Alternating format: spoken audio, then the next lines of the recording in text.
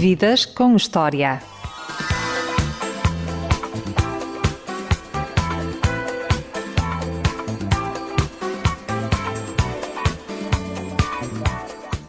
Nasceu em Ferreira do Alentejo, passava férias na Zambujeira do Mar com as irmãs, numa cabana de pescadores. Foi a irmã mais velha que lhe deu alcunha, pelo qual viria a ficar conhecido. Primeiro aprendeu a tocar harmónica, só depois guitarra. Conhece muito bem as duas margens do Tejo, sendo um verdadeiro homem do lema. Em 78 entra para o Conservatório de Música, para a Faculdade de Engenharia Agronómica e torna-se elemento da banda rock de maior sucesso em Portugal, os Chutes e Pontapés. O eterno letrista, baixista e vocalista de Chutes, hoje está no Vidas com História. Olá, Tim. Olá, viva. Quando era criança, já imaginavas que o futuro era brilhante? Sim, quer dizer, tirando a parte da guerra colonial que na minha infância ainda era presente, tirando esse, digamos, esse fantasma ao fundo do túnel que havia, o resto estava tudo, achava que sim, achava que tinha oportunidades, que a malta tinha oportunidade. E portanto, sim, tudo era brilhante. E porquê que deixaram de tocar esta música nos concertos dos Chutes? O futuro que era brilhante? Porque a culpa é minha. Eu associei esse tema a uma certa mala pata que nós passámos ali pelos anos 90. E então, pronto, associei que aquilo dava azar e que era aquela música que... E então decidimos isso. E o que aconteceu foi que depois deixámos de tocar essa música, desde os concertos do Gritos Mudos, que não foram assim tantos, e pronto, e depois as coisas resolveram-se e 6 ou 7 meses depois já estava tudo mais ou menos parecido. Portanto, foi por isso. Nada mais do que isso? Não, nada mais que isso. Quem sabe um dia volta ao repertório? Não sei, a ver se não dá azar se voltar ao repertório. Nunca sei. Que memórias tens da tua infância em Ferreira do Alentejo? Eu estive lá até aos 5 anos. Tenho algumas coisas poucas, né? Tenho as memórias de puto, as memórias de viver lá primeiro com os meus pais, depois os meus pais vieram primeiro para a Almada e eu fiquei lá com os meus avós. Tenho mais recordações da fase em que vivia com os meus avós do que a outra com os meus pais, porque era mesmo bebê. E as recordações que tenho são muito pequeno, tinha um baloiço, tinha um gato que era meu amigo, levava-me a passear ao campo a ver, tinha um tio que era feitor e levava-me a passear ao campo, a ver as coisas e pronto, e pouco mais tenho de recordação. Lembro-me de brincar lá na rua, de brincar na minha casa, lembro-me também de desfazer essa casa dos meus avós e pronto, e depois foi tudo memórias de férias ou assim. Porquê que os teus pais vieram para a Almada? Porque meu pai arranjou trabalho em Lisboa. Meu pai trabalhava na altura na firma da família, que era do pai dele, tinha uma série de coisas, entre elas uma moagem, e o meu pai trabalhava no escritório dessa moagem. E depois, não sei porquê, nunca lhe perguntei diretamente porque é que mudaram para cá, mas eu acho que eles, nessa altura em Ferreira, as coisas estavam, e no Alentejo em geral, as coisas estavam, a falar de 1962, 63, as coisas estavam um bocadinho sombrias em termos de desenvolvimento, em termos de possibilidades e tudo. E a capital nessa altura era uma grande atração para muita gente. E assim foi, já cá havia família em cima e pronto. E depois acho que devem ter feito um pedido para o meu pai vir para trabalhar para o banco e ele veio. E então, como era natural, normalmente para a malta do Alentejo, havia já uma certa comunidade em Almada e tornava-se mais simples arranjar casa e por aí fora. E assim foi. Pronto, e por isso agora porque é que eles saíram mesmo? Acho que é mesmo para se livrarem daquele Alentejo um bocado sombrio e fechado e pobre que havia na altura. E aprendeste a tocar harmónica quando tiveste hepatite, vindo de umas férias? Sim. Nas Zambujeira? Nas Zambujeira, sim. Numa casa de pescadores, com colchão de palha? Não, a gente ia para várias casas de pescadores, não era só uma, mas depois aquilo começou a crescer e portanto, os pescadores passaram a fazer umas casas melhores e muitas vezes eram eles que saíam dessa casa melhor no verão para alugar e iam para a cabana deles. portanto a coisa já ficou assim diferente. Mas sim, os colchões eram de palha, isso era normal, que havia 2 colchões. Havia o colchão de palha para o verão e havia o colchão de lã para o inverno. Portanto havia sempre esta nuance, né? Davas-te bem com as tuas irmãs nas férias? Sim, demos sempre bem com elas. Tu és o irmão do meio, não és? Sou. Uma irmã mais velha, E eu deu o também. nome, a alcunha, Sim, Tim. sim. E a Neca é a mais nova, a Guida e a Neca. Está tudo. Sempre nos demos As bem. guidas fazem parte da tua vida. Parece que sim. A tua mulher também se chama Guida. Também. Também parece que sim. Como é que conheceste a tua irmã? A tua mulher, neste caso? A minha mulher morava na mesma rua que eu, portanto as nossas irmãs eram colegas e nós éramos ela era mais nova e eu era o do meio. E pronto, e acabámos de nos ir conhecendo desde os 10 anos ou antes. E pronto, depois quando chegámos já assim mais maiorzinhos, tínhamos uma certa afinidade. E depois a partir dos 17, 18, 19 anos, pronto, começámos a andar mais juntos e pronto. Há de ir ver-te aos concertos? Sim, até não todos os primeiros, mas alguns dos primeiros, mesmo do primeiro ano ela ainda viu pelo menos um, acho eu, e pronto, depois a seguir acompanhou sempre que pôde. Se tu não tivesses tido hepatite e o teu pai tivesse dado uma harmónica, se tivesse dado uma bola de futebol, eu hoje em dia estava a falar com um craque dos relvados, em vez de estar a falar com um craque dos duvido. palcos. Não, essa parte da harmónica foi um episódio. Porque depois, quando eu comecei mesmo a ter mais interesse pela música, foi quando o pai, por meus 12, 13 anos, quando fui para os escuteiros de Almada, já lá tinha estado, saí, depois voltei outra vez, aí com essa idade, 12, 13, 14, por aí. E aquela malta, estamos a falar de 1973 para 74, por aí. Muita música de intervenção, por Muita aí. música de intervenção. Zeca Afonso, por aí. Sim, Fausto. e Fanhais e essas coisas. E nessa altura havia um grupo lá nos escuteiros, alguns rapazes mais com já 15, 16 anos, que faziam um grupinho e estavam eles próprios a aprender a tocar viola entre eles e coisa. E eu comecei a assistir a esses encontros ecos, normalmente antes de ser a reunião dos escuteiros, aquela coisa toda. A gente juntava-se e comecei a querer aprender a querer aprender a tocar viola. Depois pedi uma viola, os meus pais trouxeram uma viola de Espanha e eu comecei a aprender com eles e pronto. E a partir daí depois deixei os escuteiros outra vez, depois só voltei para aí aos 17, já não me lembro, 16, 17 anos. E pronto, e digamos que depois essa parte toda da aprendizagem fui fazendo sozinho. Foi a música que te escolheu? Se calhar foi, porque eu por mim não tinha nenhuma, nunca tive nenhum... Ligação à música, pois não? Não, nem ligação, nem aquele sonho de ser isto ou aquilo, estás a ver? Era uma coisa que depois se tornou fácil e tornou-se gratificante e entusiasmante e por aí fora. Pronto. E o que eu gostava mesmo, e foi sempre desde o princípio, era conseguir tocar com os outros relativamente de uma forma satisfatória, não vou dizer que bem, mas pronto, satisfatória, e poder, eu tocava na Moita, tocava no Barreiro, tocava em todo lado. Era o trio 2? Não, o grupo 2. Grupo 2? 2 que eram 3. Não, isso é da Almada, isso já é 1980. Não, no princípio, aí por meus 15, 17 anos, eu ia para a Moita tocar, ia para o Barreiro, ia para aqui e para ali. Havia grupos nesses sítios, da malta que eu conhecia, das férias, ou daqui e dali. E nós juntávamos lá para brincar aos conjuntos, digamos assim. Nos intervalos dos outros? Nos intervalos dos outros, eles na Moita tinham algum equipamentozinho, portanto a gente procurava-se e juntava-se. Divertias-te? Sim. E nos escuteiros, o que é que tu aprendeste? Não, nos escuteiros aprendi o costume, os nós, aquelas coisas. Ainda fiz a prova de andarilho e mais umas coisas, mas francamente aquilo era mesmo por fases. Portanto, havia uma fase onde aquilo estava bom para mim, depois deixou de estar, depois aborreceu-me, depois a seguir veio outra fase, voltei, depois aborreceu-me, depois voltei outra vez. Portanto, não tinha uma ligação muito forte aos escuteiros. Aliás, depois é que toda aquela parte religiosa da missa e não sei o que mais... Tu dispensavas isso? Isso já não. Acho que só fui uma vez fazer uma missa e achei horrível. Uma espécie de guarda de honra, não sei a quem, esquece lá isso. Não era a tua praia? Não, aliás, eu acho que, não sei se conheces as praxes dos escuteiros, mas eu acho que só fardei-me aos 17 anos, só, e assim que me fardei, acho que só fui a uma reunião. Isto não é para mim. Não foi.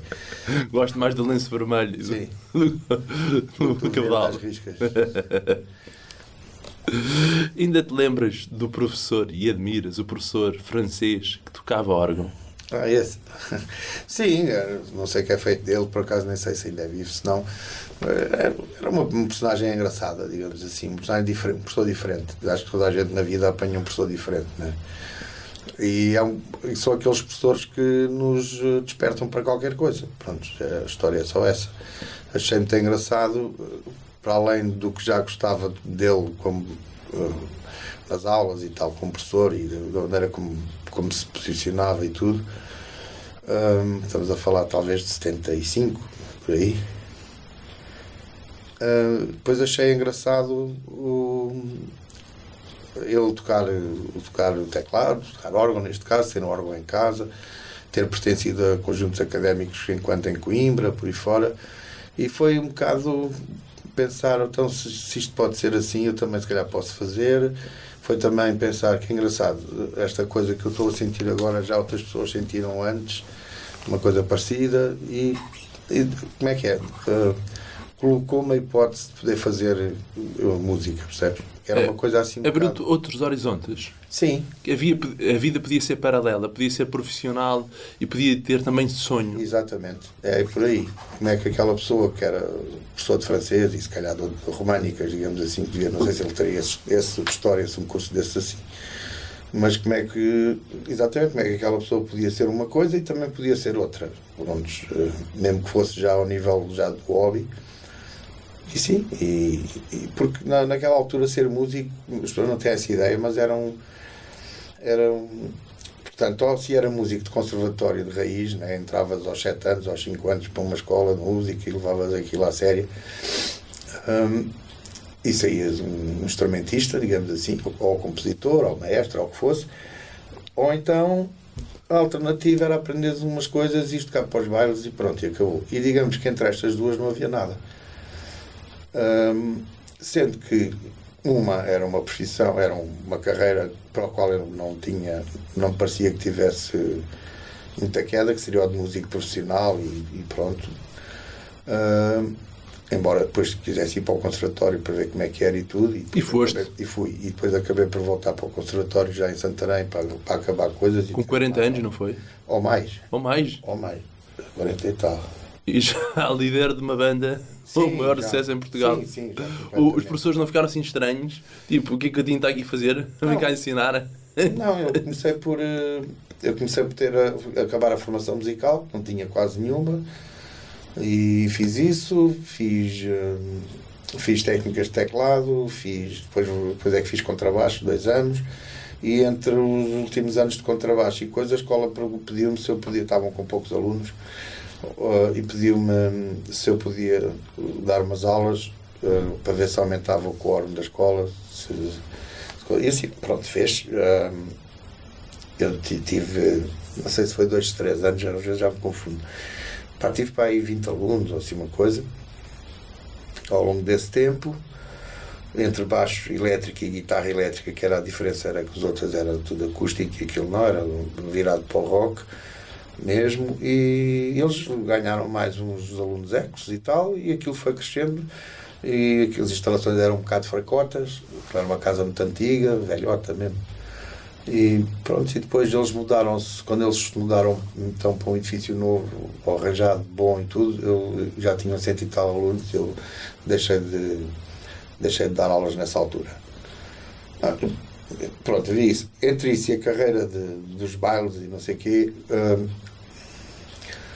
também não tinha muita ligação a isso, ou seja, se tivesse entrado logo aos 17, 18 anos para um grupo de baile, possivelmente sim, mas não era isso que estava a acontecer, não foi isso que aconteceu, e portanto, não sendo nem uma coisa nem outra, ficava uma espécie de buraco onde nós inventámos ser banda de rock, nós, os HF, uma série de gente inventou ser banda de rock por causa desse buraco que havia entre as duas coisas, mas não era sequer um meio de vida ou uma profissão ou uma carreira que se perspectivava ali, não era nada disso, era só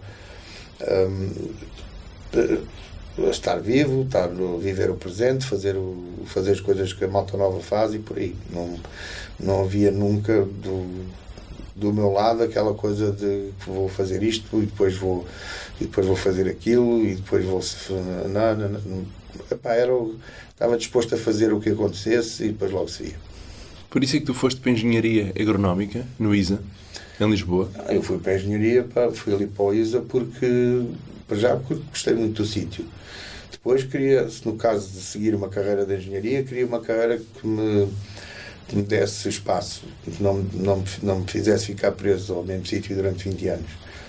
Ao mesmo escritório, a mesma coisa. E que me pudesse pôr a viver fora de Lisboa também. Era outra das coisas que eu pensava.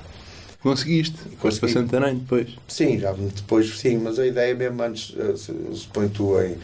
Portanto, ali, antes da saída do Circo de Feras, possivelmente eu iria acabar o curso e muito possivelmente iria ter um emprego no Estado, numa qualquer estação agronómica nacional, não sei se no Rio Bateste, no Alentejo, na Cova da Beira, mas pronto, num sítio desses, para um sítio desses onde eu iria fazer a minha vida. Tu até fizeste uma especialização em barragens, não foi? Barragens e regas e essas coisas. Tinha que ter alguma, foi essa que fiz. Sim, mas essa parte toda, portanto, já entrei em... Portanto, quando eu estou a fazer o estágio, esse estágio para a especialização, o final, já estávamos a trabalhar com o Carlos Maria Trindade. Portanto, aquilo foi acabar o estágio e já ter saído do Circo de Feras e depois foi um rolo e acabou. Pronto, acabou a história da agronomia, acabou aí. O Chutes já era uma banda profissional? Sim. Já vivias dos Chutes? Sim, nessa altura, só não posso dizer que vivia dos Chutes porque ainda estava em casa dos meus pais. Mas sim, mas era independente já em termos de dinheiro, não tinha mesada, também não dava dinheiro para a casa, não precisavam, mas pronto, mas digamos que tinha, para os meus alfinetes já dava. E porquê que tu trocaste a guitarra pelo baixo? Isso foi aos 15 anos. Foi relativamente cedo. Ao princípio, quando eu comecei a ouvir música, nem me tinha percebido muito bem se havia baixo ou se não havia. Nem sabia muito bem. Depois comecei a ver, a reparar e a achar piada e a gostar daquele instrumento. Depois comecei a procurar aquele tipo de o som. E só depois, quando aos 15, 16 anos, quando se começa então nos grupos de baile, como havia sempre um guitarrista, que era mais ou menos bom, mas havia sempre um guitarrista, era fácil, e nunca havia baixista, portanto eu achei que era a minha janela de oportunidade, quer dizer, se quisesse tocar mais vezes com mais pessoas em mais sítios, se fosse baixista. E também gostava bastante do instrumento, também é verdade. Era para o que eu sabia e para as oportunidades que haviam, era execuível. Com a guitarra já se tinha que entrar um bocado em competição com os outros guitarristas ou tentar fazer uma posição e tal, e isso nunca foi muito a minha maneira de ser, portanto entrar em conflito e tentar conquistar qualquer coisa através do confronto, digamos assim, eu toco melhor que tu, faço melhor e tal. Pronto, então escolhi o baixo, nunca deixei de tocar guitarra, nunca, ainda hoje toco mais guitarra do que toco baixo em casa e assim. Sim, uma pessoa tocar baixo em casa não faz muito sentido, mas pronto, e continuo a gostar bastante, sendo que o baixo é o instrumento onde eu me sinto mais à vontade e a guitarra é talvez um instrumento que me acompanha de sempre e onde eu posso se calhar escrever música, percebes? Ou fazer música na guitarra para depois passar aos outros. Há muitas coisas dos chutes de guitarra que fui eu que fiz, né? E, embora seja o João que toca ou fosse o Zé Pedro que tocasse. O Zé Pedro era guitarra ritmo, João é guitarra solo. Sim. É diferente para quem nos ouve, não é? Sim, é diferente, os papéis são diferentes. Complementam-se um ao outro, não é? Sim, complementam-se. Embora uma guitarra sozinha, sozinha, num conjunto pode fazer os dois papéis, mas mas numa parte da música faz um, na outra parte faz outro. Portanto, há sempre uma certa divisão, tanto em termos sonoros como em termos de atitude, de colocação e tudo isso. Por exemplo, agora não temos guitarra ritmo e o cabeleira terá que fazer um bocado desse papel não é que cabia ao Zé Pedro. Agora, no concerto dos 35 anos do Circo de Feras, chamaram o Todd Trips. Sim, chamámos o Para Todd fazer a Trips. guitarra ritmo, Sim, não foi? exatamente, para fazer o... Ex-Dead Comp. Sim, era para fazer o papel do Zé Pedro e está a fazer muito bem. Pronto. Um grande amigo teu também. O Tó. Sim.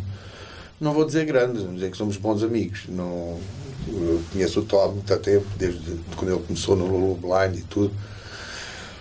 Ainda editámos um disco deles e mais não sei o quê, e conheço desde aí, das primeiras partes dos chutes e tal. Ele era muito fã, muito amigo do Zé Pedro. Pronto, e agora acho que nos respeitamos bastante, somos bons amigos, mas falamos disto e daquilo, mas não sei se é, não quer dizer, não quer que ele pense que, ou que, pronto, estamos bem, somos bons amigos, falamos direito, trabalhamos juntos. Entendem-se bem no trabalho sim, e tudo isso. Sim, grandes amigos, poderemos ser daqui a mais tempo. Falta um bocadinho. Tu ainda te lembras do dia em que o Dimas, que foi o primeiro manager de rock em Portugal, te apresentou os chutes e pontapés? Sim. Ele era lá da Margem Sul. Sim, nós éramos companheiros, eu e o Dimas, éramos companheiros mais ou menos recentes, ou seja, morávamos na mesma zona, não sei se tínhamos a mesma idade, só se ele tinha menos 2 anos que eu, se uma coisa ou um, acho que era menos um. E conhecíamos, e depois ali pelos 17 anos começámos a andar mais juntos. Quer dizer, no mesmo grupo, digamos assim. E depois o Dimas é que trouxe a notícia de que havia uma banda, e foi se não me engano, essa notícia foi no dia de São Martinho. A gente ia nós íamos para uma daquelas festas de São Martinho, e enquanto se discutia como é que se ia parar a Charneca da Caparica, ou o que é que era, se íamos de caminhonete, havia outro que ia de moto, havia outro não sei o quê, ninguém conduzia na altura. Andávamos nestas discussões, o Dimas disse, olha, tem um tipo que está ali a montar umas cenas ali em frente ao liceu, diz que tem uma banda, precisa de um baixista, achas que falo com ele e tal, e para mim fala à vontade. E tipo, na semana a seguir, isto é novembro, na semana a seguir o Zé Leonel apareceu então em Almada, e pronto, e com o Dimas e mais a Cristina, não sei o quê, e fomos então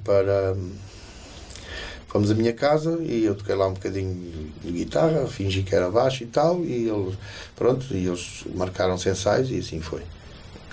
Gostaste de conhecer o Zé Leonel? Sim, gostei muito. O que é aprendeste com ele?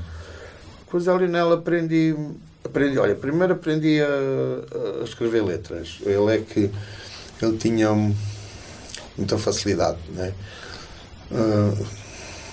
Ia buscar chavões, eu tinha facilidade em construir uma letra zeca, uma letrazinha. Depois comecei a trabalhar com ele a fazer refrões, ou seja, ele fazia o corpo da letra, as quadras e tal, e eu depois trabalhava refrões. Por exemplo, no Semen, a letra inicial, 777, não sei o que é dele, e o Bem, Ninguém Vê, é meu. E começámos a trabalhar assim, é meu, quer dizer, foi eu que escrevi para aquilo. E começámos a trabalhar muito assim. Depois, ele também tinha uma atitude perante... Era um bocadinho mais velho, era o mais velho de todos. Tinha uma atitude em relação à música, em relação à vida, muito... Como é que é? Diferente da tua? Diferente, não sei se... Eu não tinha nenhuma. Portanto, eu estava a aprender, tinha 18 anos nessa altura, 18, 19, estava a aprender a maneira de estar, né? E a maneira de estar dele para a altura, era combativa, era forte, procurava as coisas, muitas vezes até procurava o conflito, procurava causar incómodo às pessoas, estás a ver? Era desafiador, era um gajo, como é que se diz, que pronto, provocava um bocadinho. Provocava, sim, era um provocador. Era um provocador. Muito punk ainda? Ele não era bem punk. Ele vinha daquela geração, digamos, anarcossindicalista, frica, alguma coisa, que o que lhe interessava mesmo era marcar. Ele não era muito grande, era fininho, mas tinha um grande nariz, digamos assim, metia-se em tudo. Era daqueles que dava para ele, levava encheres de porrada de 8 gajos, porque desafiava-os à vez e levava a porrada dos 8, se fosse preciso, e não saía do sítio sem levar a porrada dos 8. Era assim uma coisa. Era rijo? Era. Não tinha medo, era assim uma coisa. Pronto, e tinha, pronto, exemplos.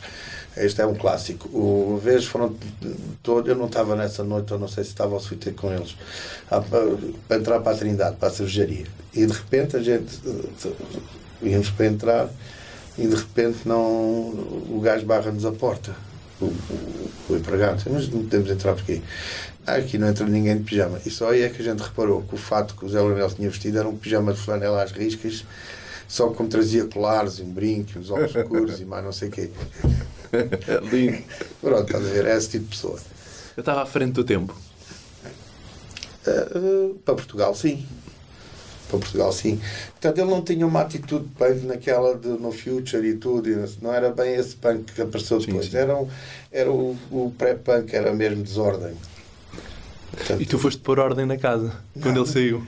Não, eu não fui pôr ordem na casa, não. Depois aquilo, a vida dele era muito acelerada, muito complicada. Eu não posso explicar porque não sei tudo. Era uma vida complicada. Entre viver num quarto, viver aqui, viver ali, mais à madrinha, mais isto, mais aquilo, mais à mãe, depois à filha que tinha, uma confusão. E depois, no meio daquilo, o Zé começou a andar um bocadinho fora do grupo, assim se pode dizer, começou a tomar uma medicação menos recomendável e, digamos assim, e começou a falhar na banda. Percebes? Essa parte foi mais chata, porque houve pelo menos, eu nem desgostei desses concertos, mas houve um concerto já com o Francis chegou, ainda ele lá estava. Houve um concerto no Alfeito, acho que foi o segundo no Alfeito, não correu nada bem. Depois, porque ele queria fazer performance e o Zé Pedro não queria que houvesse performance, porque depois o gajo ia tocar, tocou descalço e o Zé Pedro não queria que ele tocasse descalço, coitado, tocou descalço porque o Francis na brincadeira espetou-lhe um dardo daqueles de mandar a coisa num pé e ele teve que se descalçar porque ele estava inchado. Pronto, não interessa. Aquilo foi assim. E depois ele começou a faltar aos ensaios. E depois os concertos. E depois houve uma altura, tivemos problemas no rendezvous também por causa da conduta dele. E tal. E houve uma altura onde finalmente ele apareceu no convívio e foi Zé Pedro que lhe disse que Zé Pedro às vezes era um bocado como é que se diz, rijo também. E eles é que se conheciam há mais tempo, disse, não, isso são eles eram os elementos fundadores dos Chutos. Na altura, beijinhos e parabéns. Sim. O Jimba depois é que mudou o nome, não foi? Foi.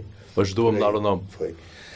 E pronto, e depois acabou por ele entretanto estava também com a vida, como eu disse, enrolada. Depois a seguir tinha uma proposta, não sei como, mas por essa altura foi parar a Angola.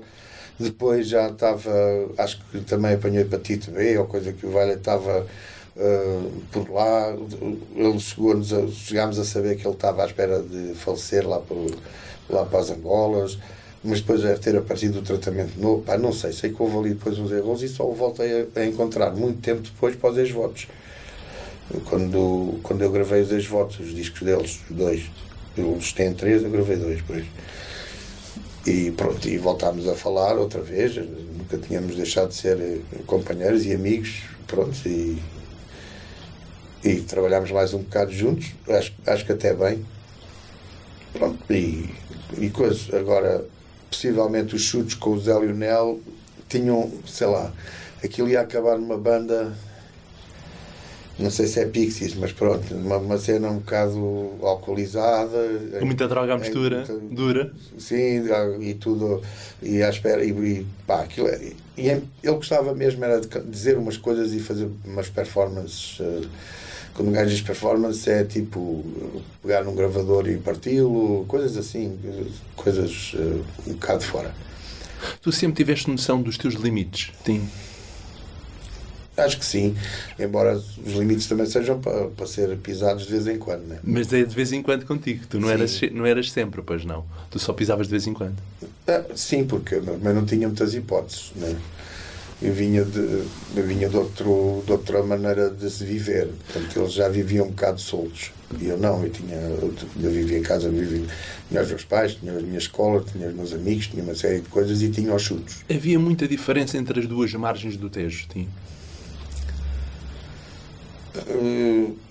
Talvez não, porque Lisboa nessa altura também era uma capital de bairros, estás a perceber? Onde as pessoas confraternizavam dentro dos bairros, nos mesmos liceus, e a malta de um liceu não se falava com a malta de outro liceu, e assim. Se pensarmos assim, a Almada não era muito diferente. O que a Almada tinha de diferente é que em Lisboa, é que Lisboa havia possibilidade de ir para outros sítios, se não gostasses de estar ali, e em Almada tinhas que atravessar o rio para ir para outros sítios, porque tudo abaixo da Almada era pior que a Almada. Portanto, tinhas que atravessar o rio e vir para Lisboa. O que em si já era uma despesa e às vezes uma dificuldade, porque depois o que é que acontecia? Muitas vezes a malta da Almada, quando ia a Lisboa, acabava toda a batatada num sítio qualquer, porque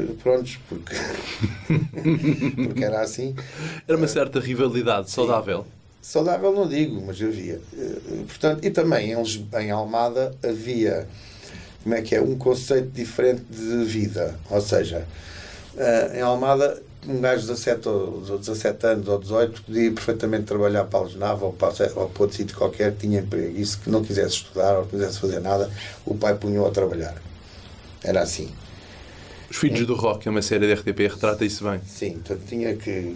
Era assim, não estudas, pronto, vais para ali trabalhar. Curiosamente, o baixista também, dessa banda. Uhum. E eu também acabei por trabalhar aqui e ali.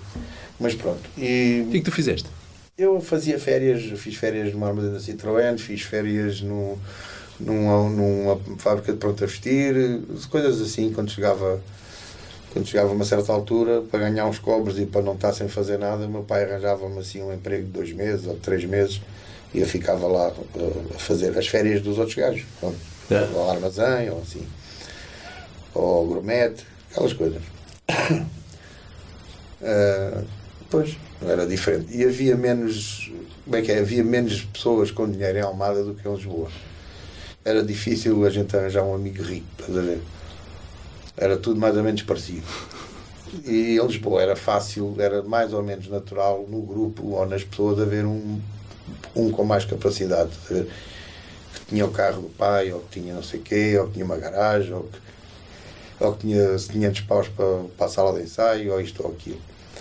Em Almada isso era muito difícil, gente, para arranjar o dinheirinho para os pintores, e para o tabaco era um 31, partilhávamos cervejas e pratos de termoço, e era muito raro uma pessoa chegar a um sítio e, sei lá, dizer que era um prego, um imperial.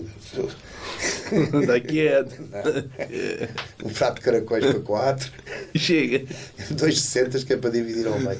Pronto, era a vida, era assim. Quando chegaste aos Chutos, tu descobriste o Cabeleira nos Vodka Laranja. Sim. O que é que tu analisas de cada personagem dos Chutos? Quais as principais características de cada um deles? Aliás, até te pedi outra coisa. Uma música dos Chutos para descrever cada um dos elementos. Eu já não sei se consigo. Não sei se consigo, porque elas têm elementos de várias coisas. Agora, o que é que eu posso dizer? Epá...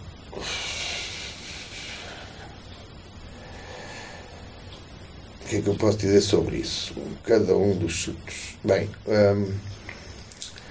o Zé, uma das características dele era uma firmeza quase a raiar a teimosia.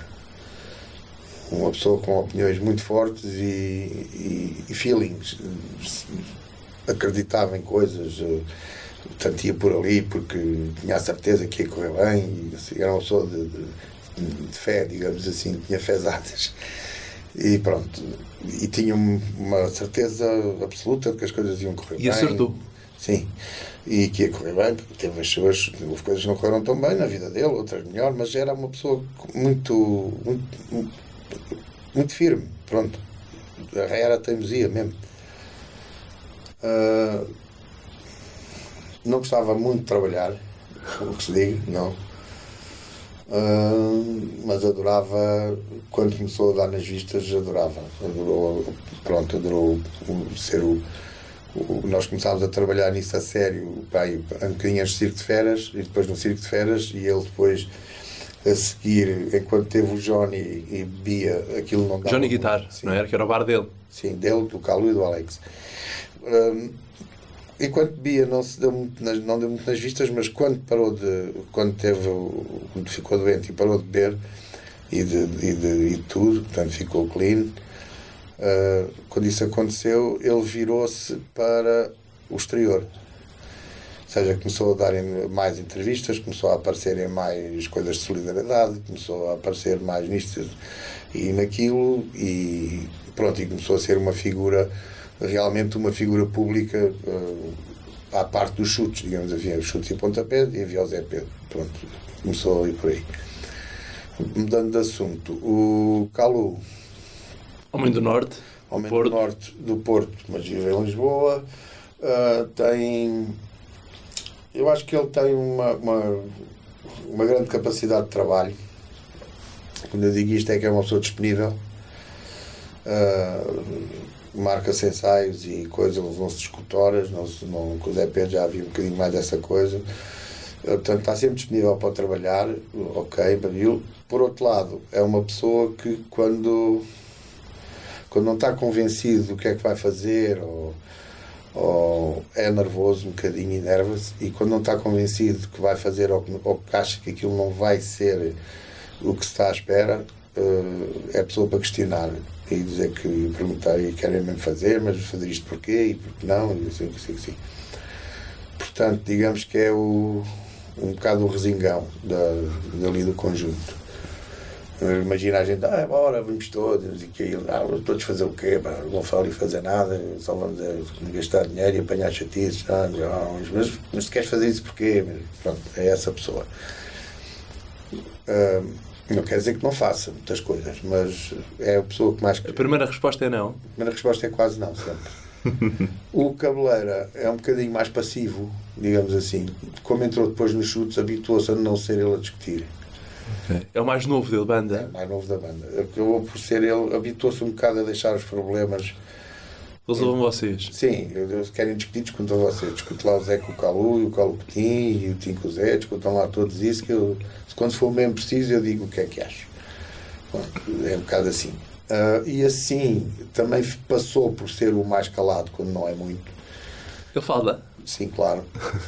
Tem piada e conta histórias giras e tudo. Também começou por ser isso, o mais calado que não é. Depois, em termos de participação, também ele começou, é que tal cena, como entrou já aos chutes, tinha uma série de temas e tal, ele acaba por entrar nos chutes o que a gente chamava pintar, ou seja, as músicas estavam feitas e ele fazia uma espécie de ornamentos e de chamadas e tal. Aqueles solos dele, não é? Pequenas intervenções, mais até do que os solos, que ele não gostava muito. Ele não era pessoa para grandes solos, era pessoa de intervenções. E as músicas também não tinham grandes solos, embora começássemos, quando ele entrou não tinham mesmo, porque nós vinhamos um bocado saturados da presença do Francis nos chutes, com os seus solos e com o seu feitio, com as suas coisas, e então ele não vinha, ele veio, como é que é, acrescentar qualquer coisa ao que nós tínhamos, ao que o Zé Pedro tocava, e depois, como tem um jeito natural para a guitarra, é assim mesmo, acabou por começar a desenvolver e a ter um papel cada vez mais importante, e depois começou também a compor e por aí fora. O Gui, que é o que falta, é uma pessoa que entra e sai dos chutes. Portanto, ele era massagista, não era? Ele é muitas coisas, já foi massagista, já não sei o quê. Mas não é por aí. Ele, portanto, como saxofonista e tudo, entrou meio assim, na mesma altura do João, porque nós vínhamos da nossa fase a trio e achávamos que precisávamos de ter um bocadinho mais de conteúdo musical, e ele entrou e pronto, depois saiu. Quando nós começámos a ter muitas discussões e foi a seguir ao Gritos Mudos, ele saiu.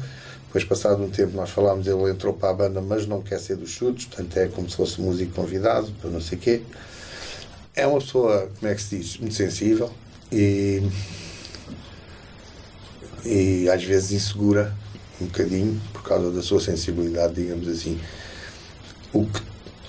Mas depois também, quando a coisa corre, quando é preciso uma opinião forte, ele também tem. Mas deixa tal coisa, deixa as discussões para o Calu e tal, e só depois é que diz qualquer coisa. Pá, e pronto, e musicalmente não coisa, tem feito o seu papel, porque além de tocar o saxofone, que era o primeiro instrumento, ainda começou por fazer os coros todos. Como tu começaste. Sim. Tocavas baixo e fazias coros. Sim. E Antes de ser vocalista. Sim, antes de ser vocalista. E depois começou a tocar teclas também. E pronto, e agora faz, digamos, tudo o que é ao lado dos chutes e pontapés, entre teclas e cordas e saxofones e outras coisas, ele vai fazendo. Pronto. E a equipe técnica? Existe uma grande banda sem bons técnicos? Não. Não existe. A equipa técnica começa, pronto, o primeiro de todos, o mais antigo, é o Carlos Jorge Valles, que faz som, que nos faz som desde, não quero mentir, mas talvez, deixa cá ver, talvez 84, uma coisa assim, ou um bocadinho antes. Ele era ajudante do técnico da Almada que trabalhava com os UHF. E gostava de aparelhagens e de eletricidade, aquela malta, de circuitos e coisas longe.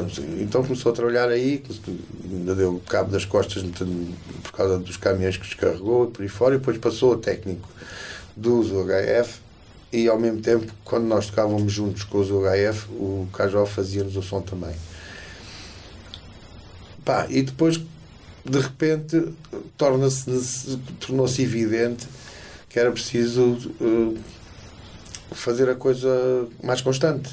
E por sorte nossa, por essa altura ele teve um desaguisado com o António Manuel Ribeiro, uma coisa qualquer que aconteceu entre os dois, e ficou mais ou menos disponível para fazer o trabalho. Portanto, desobrigou-se, digamos, do OHF e obrigou-se nos chutes e pontapés. Agora, o que é que isto leva? Leva a que, como é uma pessoa, como o Carlos Jorge é uma pessoa também muito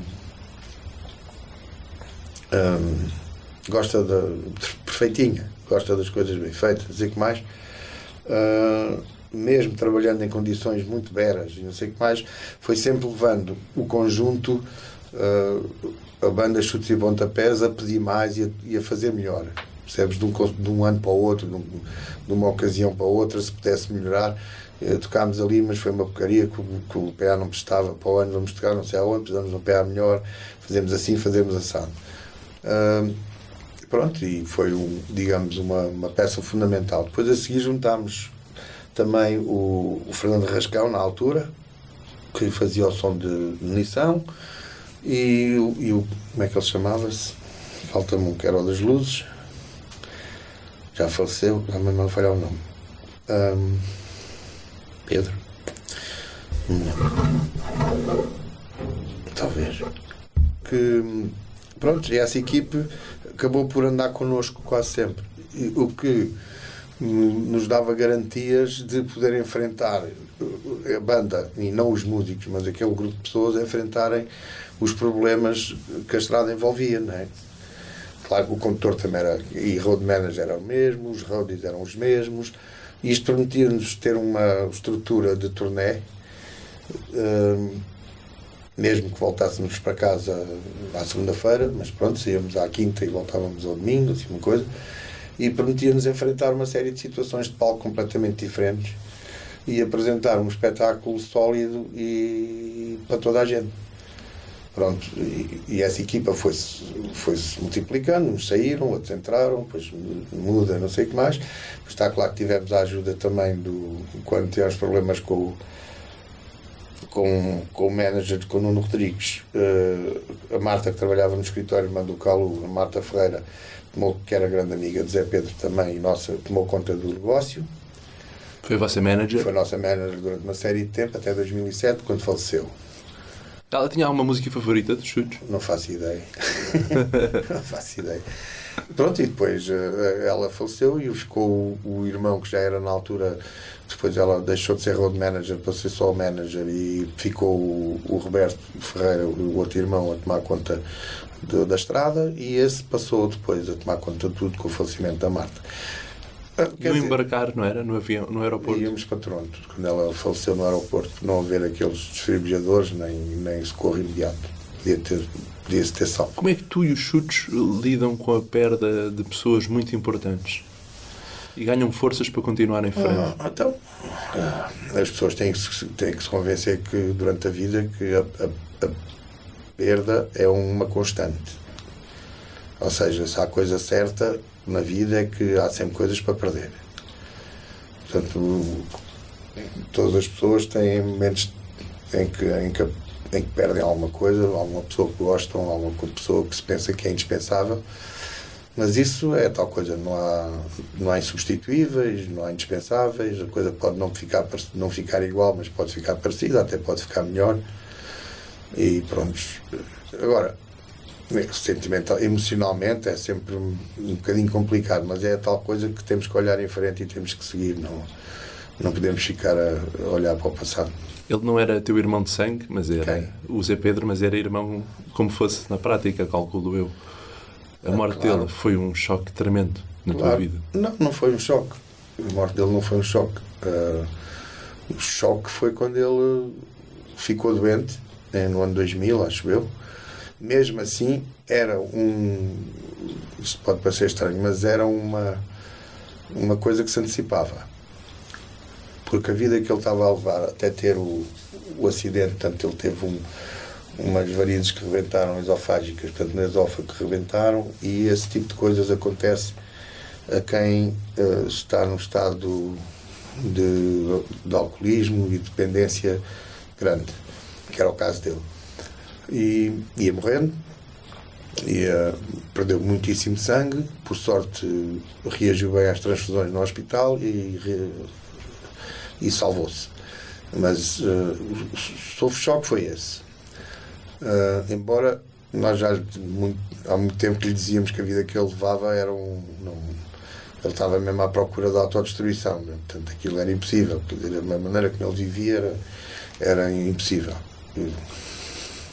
Muitas pessoas já só têm lembrança do Zé Pedro dessa fase segunda e não têm lembrança do Zé Pedro da fase primeira, que era uma fase muito pesada. Ele teve uma grande sorte porque deu-se mal com a heroína e largou. Nunca teve ali uns meses agarrados, mas quando era muito novo, largou. Mas depois o álcool tomou conta da vida dele à séria e das outras coisas também. Aquilo era um carrossel. Aquilo era para baixo e para cima. Era um carrossel. Eu acho que ele aí às 3 da tarde, normalmente, antigamente, às 3 da tarde ainda estava semi-adormecido, depois às 6 da tarde lá acordava, às 8 da noite já estava alcoolizado outra vez, depois aquilo acordava, depois às 6 da manhã ia para casa, não sei o quê. Portanto, aquilo estava num caminho que não tinha muita solução. Era muito duro para vocês como banda, precisavam de ter uma certa disciplina de ensaios e tudo isso. Ele cumpria. Ele cumpria, muitas vezes cumpria de uma forma desleixada, também não vou dizer que não. Porque ia aos ensaios, mas dormia um bocadinho, ou estava a ressacar, ou assim, essas coisas, pronto. Mas, pronto, depois quando houve a mudança, né, quando ele corta com tudo, aparece um outro Zé Pedro, parecido, mas digamos que era um Manemés, era tipo o bondoso, o que gostava de amor. Ele odiava, não se podia falar de amor, não se podia falar de filhos, não se podia falar de família, não se podia falar, para ele era tudo no future, acabou, pano completo, nada disso. Gostava muito das irmãs, do pai, da mãe, tudo isso, né? Mas em termos de sociologia da vida dele, não se via a ser pai, não se via a viver com pessoas só esporadicamente, não se via, pronto, gostava das suas coisas, gostava da sua vida como estava. Pronto. E então não foi um choque. O choque foi quando isso aconteceu. Depois a seguir, tivemos a alegria dele recuperar bem dessa primeira tropelia.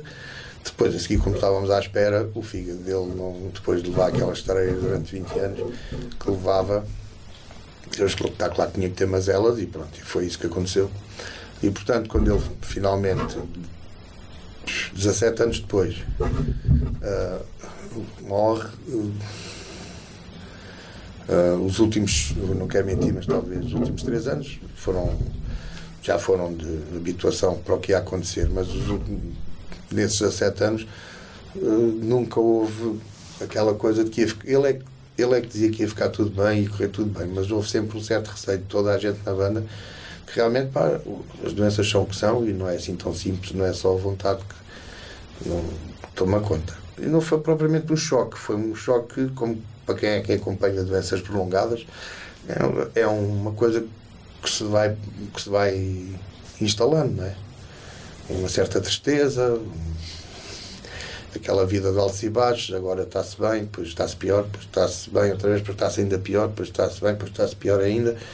E pronto, isso é cansativo e foi um bocado desmoralizante, não em termos de trabalho, mas em termos de ver a pessoa a querer fazer e as coisas cada vez a ficarem um bocadinho mais limitadas. Como é que tu, que viveste ali no auge dos anos 80, as drogas duras, nunca te meteste nisso? Sendo um rockstar puro e duro. Olha, porque... Olha, se calhar, por exemplo, dos outros, por não procurar... Pá, sempre gostei de fumar as minhas ganzas, de beber o meu copo, essas coisas. Mas ficavas por ali? Epá, não, estás a ver, não era... Nunca gostei daqueles comboios de vamos todos para a casa do banho, ficamos tão malucos, ficamos aqui fechados e não sei o quê. Nunca foi bem o meu espírito. Também não tinha o dinheiro que eles tinham para andar a comprar carteirinhas todas as semanas, ou todos os dias. Não tinha 1000 paus por dia para gastar naquilo, de certeza. E depois, quando comecei a ver porque eu comecei a ver as consequências da heroína logo em 79. Porque uma série de amigos nossos, nomeadamente do lado da Almada e do lado dos Olivais do Zé Pedro e da namorada do Zé Pedro na altura, que ainda outro dia vive, ainda bem que está bem, que era a tal neta da Celeste Rodrigues, por aí fora. Pá, aquilo era uma cambada de depois da Celeste, mesmo. fizeste músicas no Tim, no álbum solo. Mas eu muito conheço bonito. a Celeste a essa altura. Era uma cambada de agarrados desgraçada mesmo. Tu disseste, eu não quero ser nada disto. Não, eu não podia ser, eu era o gajo que lhes dava boleia, era o gajo que os ia pôr a comprar coisas não sei aonde, que os ia buscar não sei o quê, com o meu mini velho, e andava naquilo, e para mim servia-me bastante, se eu bebesse, se fumasse duas pacitas e bebesse 3 cervejas, já estava bom. Pronto, isso por acaso não tinha dinheiro para encomendar um copo de whisky em lado nenhum, portanto também não bebia.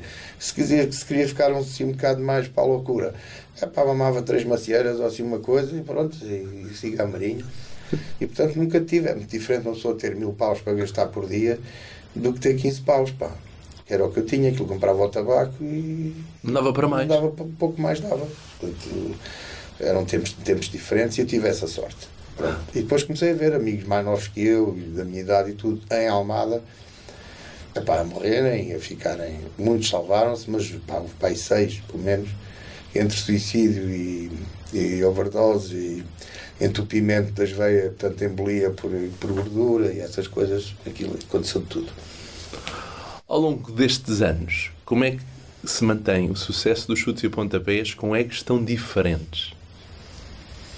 Estamos mais velhos, é fácil, mexemos menos, mas as músicas são as mesmas. Eu acho que as músicas é que são responsáveis por tudo. A nossa interpretação também será. Mas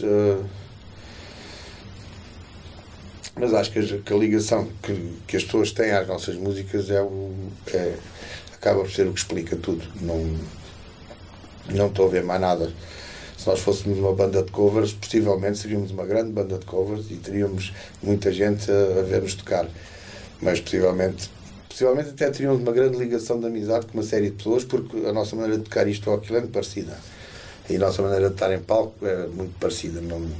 Mas, assim, com estas canções que fomos fazendo ao longo do tempo, acredito que as pessoas têm uma ligação mais forte e mais... não é íntima, mas é mais interior, mais de cada um, do que propriamente uma moda ou um fenómeno que também foi. Transgeracional.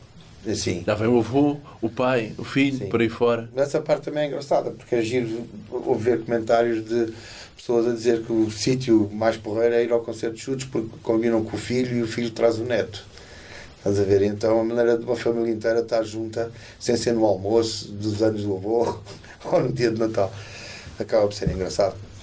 E é bem divertido ver os chutes até numa sala fechada, porque ao final da primeira música está tudo de pé. As cadeiras não estão lá a fazer nada. Isso é outro problema. Está bem. Ao longo destes anos, viajaram sempre juntos ou viajaram sozinhos para estarem no vosso espaço, na vossa onda? Não, quem gosta... Não, nós, por norma, viajávamos sempre juntos. Não havia assim tanto transporte. Tínhamos que partilhar o transporte. Durante muito tempo era o Carlos responsável pelo transporte, portanto arranjava uma 504, ou chegou a ser o Fiat 127, uma 504 e tal. Depois houve uma pessoa que se ofereceu para ser condutora com carrinha e nós ajudámos, portanto as nossas viagens ajudaram a pagar a carrinha onde ele depois fazia a sua vida e a coisa transformou-se, mas viajámos sempre juntos. Depois dessa carrinha passámos para uma carrinha nossa, com outro condutor, por aí fora, a coisa foram andando. O que acontece é que nós, a partir de certa altura, nomeadamente a doença de Zé Pedro, nós deixámos de fazer regularmente ensaios no soundcheck. Portanto, e escusámos de regularmente ter que estar às 4h30, 5 na terra. Porque o Zé Pedro passou só a aparecer às 8 ou assim. Então, durante uma série de tempo, para não estarmos... o Zé Pedro estava porreirinho e tudo, mas para não haver mais cansaço, eu, o Cabeleiro e o Zé Pedro viajávamos nessa carrinha e o Calo, como gostava sempre de fazer o ensaio, o soundcheck com os técnicos, ia mais cedo, muitas vezes com os técnicos, e costuma ir um bocadinho mais cedo para estar lá nas montagens e tudo. Nós hoje em dia nos chutes já só chegamos tipo, um bocadinho antes de jantar, jantamos, estamos juntos no hotel. Consegues jantar antes do concerto? Quase sempre. É? Sim. E o Mistim, tens no Instagram? Isso foi o ano passado. Conta-me lá. Não, isso foi só uma... Qual é que é o teu prato favorito, Tim? O meu? Sim. Se tivesse de escolher só um prato para comer o resto da vida. Isso não é avançado. Isso é um comprimido. Não, gosto de coisas assim um bocado estranhas, mas pronto, gosto de mão de vaca com grão, gosto de bacalhau com grão. No caso de grão gosto, grão, feijão, essas coisas gosto. Mas gosto de quase tudo. O Mistim apareceu porque nem foi nos chutes. Começa num concerto com o Zagal, acho que foi em... Como é que chama essa terra? Pé de Monforte. Eu não me lembro agora a terra. Fomos a um restaurante e serviram-nos um comer. Também outra coisa que eu gosto bastante, que era pezinhos de coentrada, eles também tinham. E o comer era muito bom e era bonito. E eu resolvi tirar uma fotografia para mostrar. E depois a coisa começou a crescer e eu comecei a tirar fotografia. Também só tirava quando valia a pena. E depois começámos a fazer uma cena engraçada, que era muitas vezes descobríamos um sítio na viagem para ir comer, sem indicação. A pessoa escolhia assim meio à sorte e começaram a acontecer coisas engraçadas com pessoas simpáticas, sítios que ninguém conhece, restaurantes ultrafamiliares em aldeias pequeninas, coisas assim. E foi engraçado, portanto, um bocado a parecer quase como aos gajos do Guia Michelin, que aparecem disfarçados e de surpresa, né? Aparece o Tim de surpresa. Aparece de surpresa e eles foram muito simpáticos e começou a fazer a divulgação do que é que se comia e também preferia sempre... Era engraçado porque normalmente é regional, normalmente são comer simples, uma vez ou outra assim uma coisinha mais complicada, mas pronto, era uma espécie também de divulgação. E os teus projetos a solo? Tiveste vários projetos a solo, os Resistência, Cabeças no Ar, etc. Sim. Fala-me um bocadinho de cada um deles e da importância que cada um deles teve na tua vida. A Resistência apareceu num período onde tanto a Madre de Deus como os Delfins, como os Chutes, a Madre de Deus eu acho que estava para se fazer. Os Delfins estavam numa situação um bocado duvidosa. Estavam entre discos e a coisa não estava assim muito segura e pronto. Ou seja, havia tempo, havia disponibilidade. Fernando Cunha, que já foi nosso convidado aqui do programa. Os chutes tinham vindo daquela turnê mais ou menos torta do Gritos Mudos, onde se pediu manager, isto, aquilo e aquilo outro. E portanto nós estávamos com disponibilidade e a coisa aconteceu. E foi... Como é que é? Foi um... Podia não ter acontecido aquilo, mas em termos musicais foi muito diferente do que se estava à espera, mesmo nós próprios. Em termos de sucesso também, embora nós, quando estávamos a fazer aquilo lá no estúdio, tivéssemos a sensação que havia ali qualquer coisa de muito especial. Depois trouxe alguns problemas para os chutes, porque... Resistência era sinónimo de concorrência? Era um bocado. Era um bocado. E pronto, as pessoas não se sentiram muito à vontade com isso. Mas pronto, passado estes anos todos, acho que já convivem melhor com isso. Em termos pessoais, aquilo mostrou-me como é que é. Mostrou-me outros músicos, outras personalidades, outras maneiras de fazer música. Aprendi muitíssimo com o Cunha, com o Pedro Ares, com o Miguel, até com o... Pronto, e estávamos bem, e musicalmente também, e não só. E naquela coisa de fazer o projeto, ou de desenvolver ideias para isto ou para aquilo, foi muito fixe. Depois foi muito compensador, economicamente foi porreiríssimo. Foi onde ganhaste mais dinheiro? Foi nos Resistência? Não, onde eu ganhei mais dinheiro foi tirando os chutes, foi no... Cabeças no Ar? Não, foi no Rio Grande. Rio Grande. O Rio Grande foi um projeto completamente vencedor, quer dizer, quando se está a falar da Resistência também foi. Mas éramos muitos. E no Rio Grande éramos só 5. Portanto, quando chegou à altura da distribuição foi muito mais... Fácil. Aí foi muito mais dinheiro para cada um. É fácil de pensar nisso. Onde é que tu gostas de gastar o dinheiro? Eu? Sim. Real estate. Por aí. Gosto de automóveis e coisas assim. Não uso relógio. Não preciso de relógios caros. Lá em casa também ninguém gosta de luxo. Portanto, não temos assim nada de muito luxuoso. Pronto, tenho uma casa de férias, moro na província, os meus filhos estão bem na vida. Tens uma escola de rock onde estamos espetaculares, sim, no centro de Lisboa. Tenho sim senhor, que é a minha última aquisição. Voar. A voar. E é uma música tua, lindíssima. É. Nesta escola, qualquer um pode aprender a voar na música portuguesa? Sim. Desde que tenha mais de 10 anos, porque abaixo dos 10 anos a gente não quer ter problemas com os paizinhos e com a educação deles, e portanto acima dos 10 anos eles têm um bocadinho de consciência e já podemos trabalhar. Abaixo dos 10 anos não, mas sim, isto é aberto e temos muitos alunos com mais de 40 e alunos com 16, 17, 18. Porque ensinam várias coisas aqui na escola. Ensinamos os instrumentos principais da música rock ou da música agora dita popular. Portanto, a maior parte das pessoas querem aprender guitarra. Temos muitos alunos de guitarra, não sei se 8, se mais. Temos, depois a seguir é a bateria, onde temos efetivos talvez 3, mas temos mais 3 que vêm à experiência, só que o Sebastião teve Covid agora e tivemos que adiar essas aulas experimentais, mas pronto. O Sebastião é o teu filho? Sim, o baterista, o Sebastião Santos. Ele possivelmente poderá ficar com 5 ou 6 alunos, ou 7, para a turma dele, porque entretanto nós, por sermos músicos, né, também estes professores que fazem agora parte do corpo docente, isto é bonito de dizer, pronto, é toda a sua atividade, e reservámos as quintas e as sextas-feiras para a nossa atividade musical, embora eu tenha ensaios às terças, quartas também. Como é que foram e são os ensaios dos chutes? Onde é que começaram a ensaiar? Em Pedroço, já ouvi dizer. E como é que foi essa evolução? Nós começámos a ensaiar na Cenófila, na sala de aluguer de equipamentos na Cenófila. Tivemos lá 2 anos e depois fomos para uma sala, foi quando o Zé Leonel saiu, acho ele só cantou lá uma vez. Fomos então para Pedroços, e de Pedroços fomos para Carcavelos, e de Carcavelos voltámos a Pedroços, e dessa segunda vez em Pedroços fomos para Almada.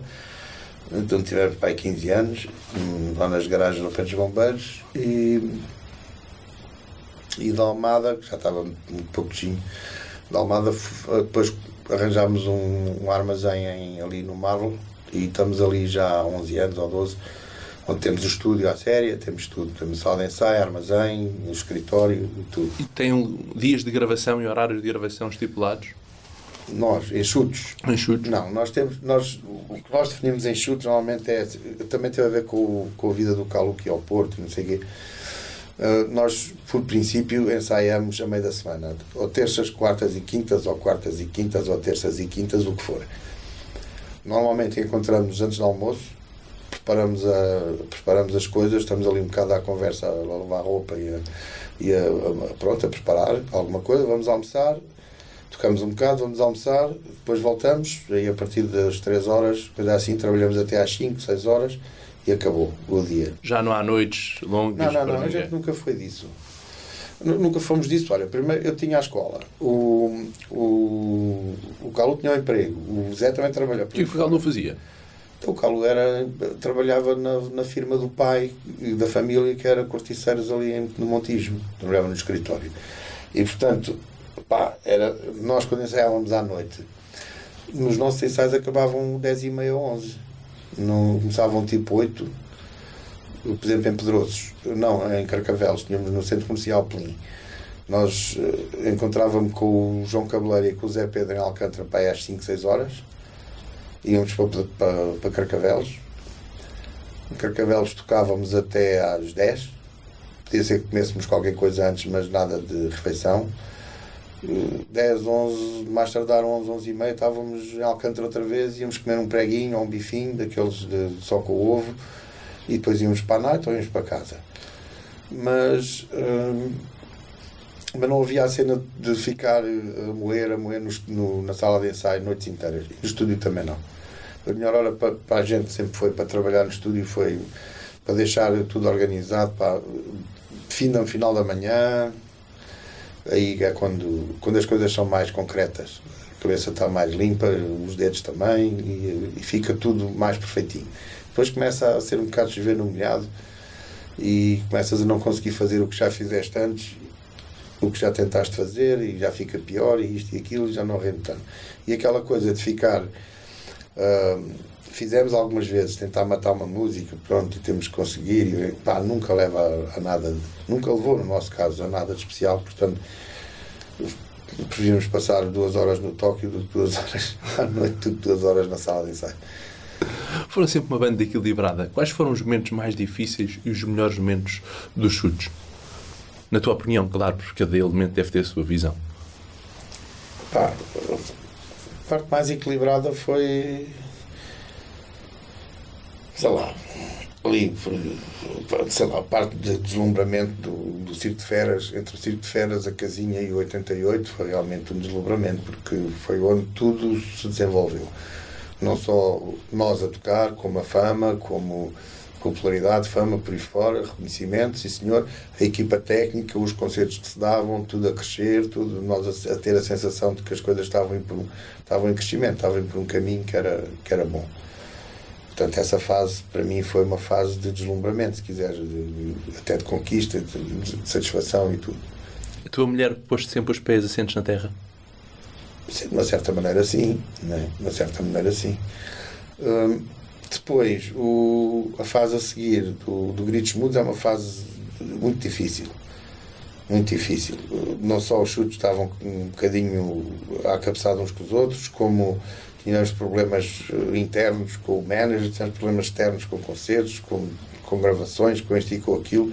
Foi uma fase menos bonita. Até foi quando tivemos alguns patrocínios e eu tive que negociá-los e tive que fazer uma série de coisas que não gostei nada. Pronto. Pensaram acabar os chutes ali ou não? Nunca pensaram? Não, nós estivemos praticamente acabados nessa altura. Tivemos para aí 4 meses ou 5, já não sei. Nos anos 90? Sim, aí por 92, ou o que foi. Em que não... E isso tem a ver com aquela turnê que fizeram no Brasil? Gravaram um álbum no Brasil? Foi a seguir. Foi a seguir. Nós não fizemos turnê, nós gravámos só. Gravaram. Aliás, a música que a gente começou, O Futuro Que Era Brilhante, salvo erro, foi gravado no Brasil. Sim, a conversa vem daí. Depois desse disco, quando é apresentado ao vivo e quando temos as nossas coisas, aquilo corre tudo ao contrário. Não estávamos preparados para a ressaca do sucesso que tínhamos tido, por um lado, para as confusões, para se calhar até um cansaço nosso todo em relação àquilo tudo que estava a acontecer, um certo rei na barriga, pensávamos que pronto, agora ia ser sempre assim. E portanto essas duas alturas para mim são as que marcam. Portanto, um deslumbramento excepcional e depois uma queda mais difícil. Não podes ir a Moscovo com a carrinha Pão de Forma. Não, já não posso. Mas onde é que tu gostavas de ir agora com a carrinha Pão de Forma? Qual é a tua viagem de sonho? Eu gostava de fazer essa viagem que seria pelo norte da Europa, ali pela grande planície do norte, porque era fácil, que não havia montanhas para subir, porque aquilo para subir não é bom. demora muito. Mas se pudesse escolher olha, gostava de fazer assim, viagem mesmo de sonho. Mas são muito grandes, são duas. Uma é a Transamericana, que é começar no Alasca e acabar na Patagónia. Puxadinho. Deve demorar para aí 5 meses, mas pronto. Não, 3 meses dá para fazer, com calma. E a outra seria sair de Lisboa e ir até Goa, por exemplo. Até à Índia. Sim. Gostavas de fazer? Até a Goa, sim. Ou vamos para baixo, ou então seguimos em frente e vamos para a China. Mas pronto, mas eu podia ficar por aí. Mas a carrinha é uma cena. Essas viagens assim grandes de semanas e tudo são... Aquilo depois às tantas fica um bocado tipo navegador, estás a ver? Portanto, a pessoa fica naquele mundo, vai repetindo as coisas e os dias vão passando muito parecidos uns aos outros, as paisagens mudam, mas aquilo depois tem um ramo-ramo que permite estar bastante tempo em viagem. Qual vai ser o próximo êxito dos Chutes e Pontapés? Não faço ideia, mas espero que seja. A gente agora está a trabalhar num hino de encomenda para a seleção de rugby. Vai ao Mundial, pode ser que esse corra bem. Mas o hino não oficial de Portugal é vosso. Parece que a casinha. Parece que sim. É a sua graça. Para terminar, qual é o sentido da tua vida? Faz-me feliz viver e faz-me feliz conviver e faz-me feliz tocar música, faz-me feliz estar com pessoas com que gosto, com toda a gente, nomeadamente os meus filhos e a minha mulher e no trabalho também os meus filhos e muitos outros, mas fundamentalmente o que me faz feliz é estar a viver bem, prontos, estar bem com as pessoas.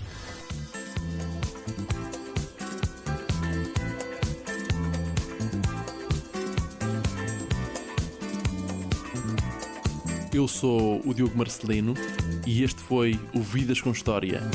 Ouça todos os programas, sempre que quiseres, em vidascomhistoria.pt.